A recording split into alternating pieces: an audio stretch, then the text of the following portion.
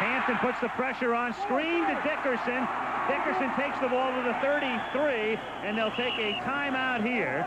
And this will mean a 50-yard field goal. Sean Gale makes the tackle. So 9 seconds left, and here comes Lansford, and they'll spot it down at about the 40. He's kicked this season a 47-yarder for his longest of the year, and then a 52-yarder, the longest of his career.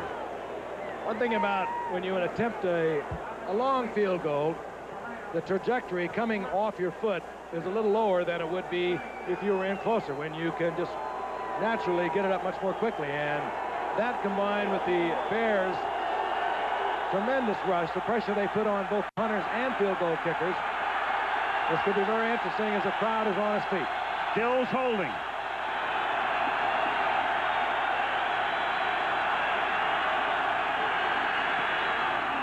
It is long enough and good.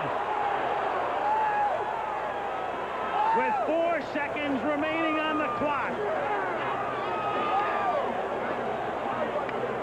And in Soldier Field, where the winds swirl and where kickers have a lot of trouble normally, the flags gently waving in the breeze tonight. And the Rams are on their way to gently waving to a 1.5 game margin over San Francisco and Atlanta. You see the smoke coming out of that collar?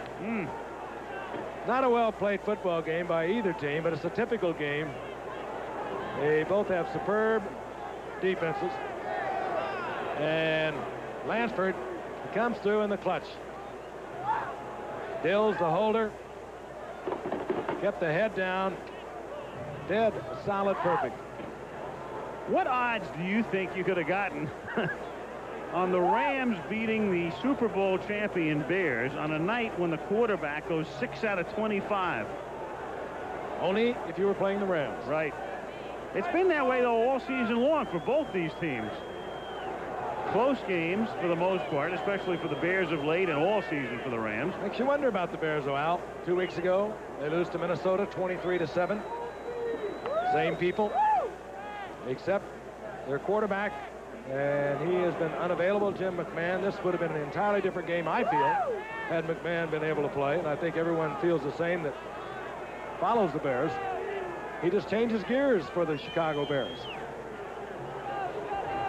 There he is. His team reacts to just about everything he does. He is their leader. There's no question about that. There's an interesting relationship between Mike Ditka, who admires his talent, and yet there's almost an adversarial thing that exists between the two of them. Interesting football team. And this Ram football team, they're not pretty. They get criticized even at home.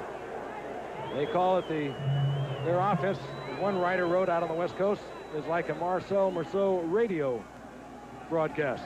Lansford to kick off. He beat San Francisco earlier this season with 2 seconds left, kicked an 18-yarder, and tonight a couple of field goals, some key plays for the Rams. That Leroy Irvin 22-yard return of a fumble, the 65-yard pass to Ron Brown on the blitz as they read it perfectly, and a little volleyball and rugby type action here as the ball winds up in the hands of Sanders, but he's going to go down, and for the Rams it'll be a little celebrating on a late night trip into New Orleans. 7-2, and they have a game-and-a-half lead over San Francisco and Atlanta. The Bears, they are respectable. They move back to the 7-2 mark. Not pretty, but very effective for Los Angeles. Al Michaels, Frank Gifford, that's the story from Chicago, where the Rams beat the Bears 20-17, and this ABC Sports exclusive has been brought to you by Nissan, who invites you to test drive a new Go Anywhere Nissan Pathfinder at your Nissan.